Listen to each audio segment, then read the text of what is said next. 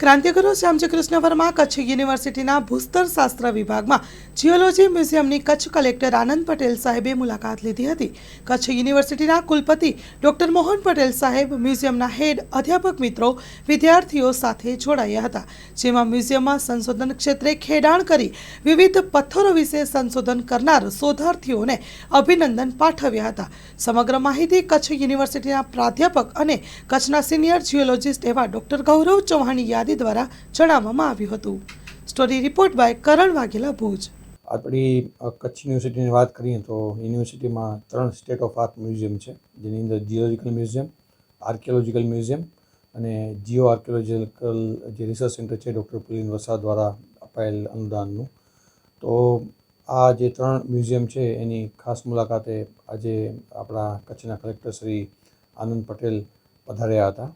જેઓએ આજે જીઓલોજી વિભાગ અને આર્કિયોલોજી વિભાગના આ જે 3 મ્યુઝિયમ છે એની વિઝિટ કરી હતી।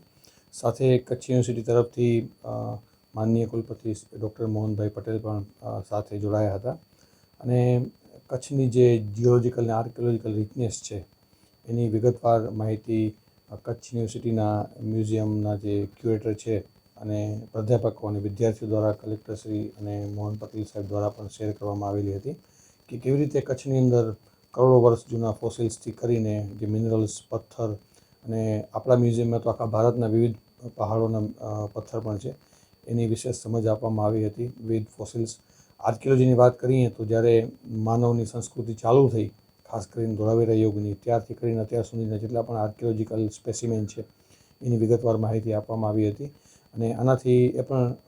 સમજાવવાનો પ્રયાસ કરેલો હતો કે હજી પણ કચ્છની અંદર ભવિષ્યમાં આર્કિયોલોજી અને જીઓલોજી ફિલ્ડની અંદર કેટલી બધી પોટેન્શિયલ છે રિસર્ચની, એની વિગતવાર ચર્ચા થઈ હતી અને સાહેબશ્રી દ્વારા વિવિધ લેબોરેટરીઝ અને વિવિધ ટાઈપના જે આપણા એક્સપેરિમેન્ટ ચાલુ છે તેનું પણ પ્રોપર વિઝિટ થઈ હતી।